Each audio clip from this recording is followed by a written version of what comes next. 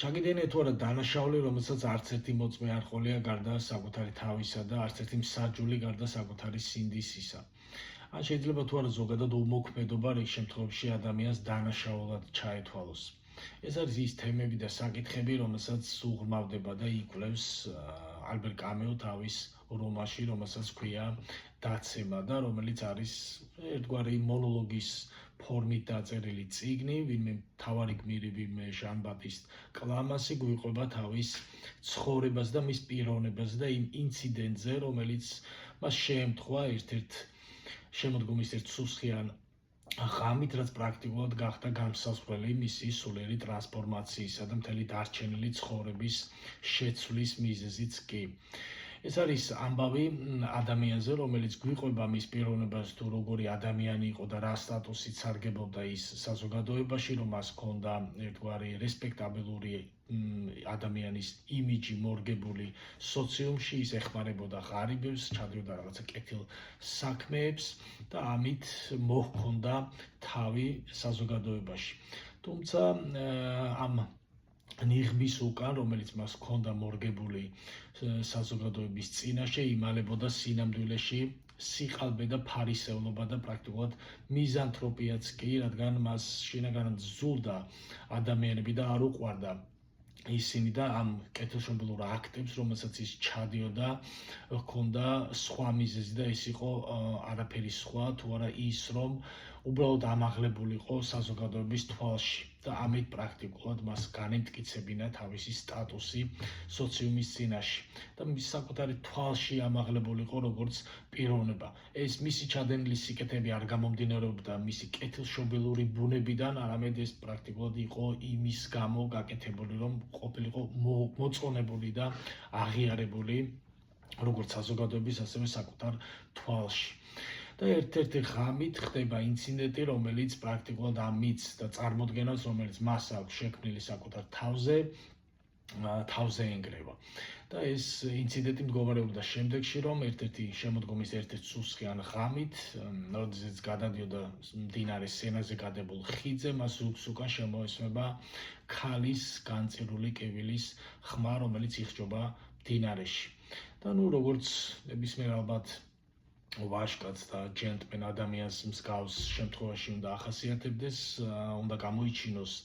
გმირობა, ვაჟკაცობა, ჩაიგდოს საფრთხეში თავი, გადახტეს მდინარეში და უშველოს ქალს. თუმცა კლამასი ასე არ იქცევა და მასში თავს იჩენს უკიდურესი ლაჩრობა და ის აგრძელებს გზას. და რაც ხდება პრაქტიკულად განმსაზღვრელი იმისა, რომ მასში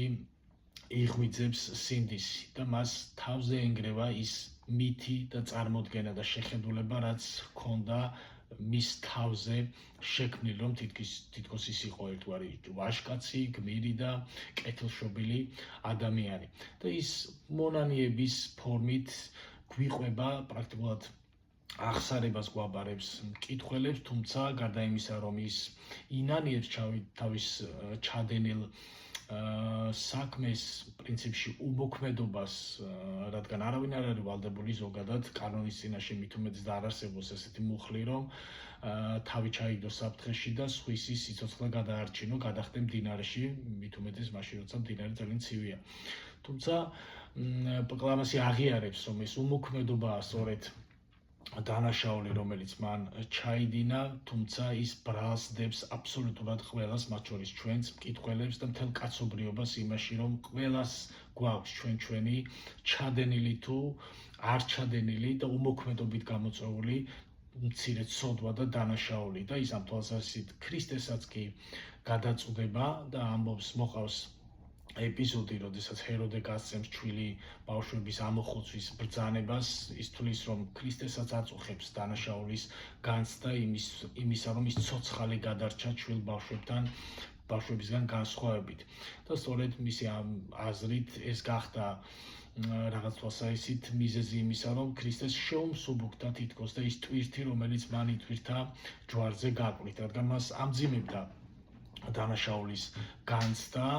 მიუხედავად იმისა, რომ ის ჯვარზე გააკრეს იმისთვის, რაც მას არ დაუმსახურებია, კლამასის აზრით ქრისტესაც კი აწუხებდა დანაშაულის განცდა სხვა რამის გამო და მით უმეტეს, როდესაც ქრისტეს აწუხებს მთლიანად დანაშაულის განცდა, შეუძლებელია რიგით მოგვტოვებს და ადამიანებს არ გქონდეს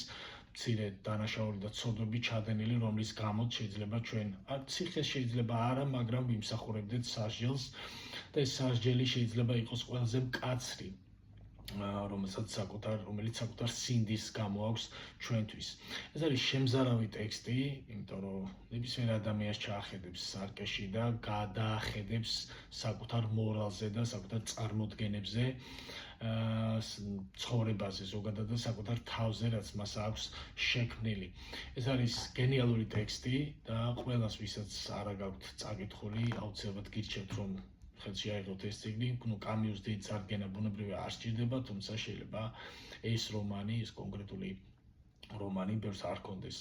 წაკითხული, ასე რომ წინ ძალიან დიდი სიამოვნება გელით ამ წიგნის წაკითხვის და ბოლოს, ვისაც მოგწონთ წიგნების განხილვის ჩემი ვერსია, დალაიქეთ და აკომენტარეთ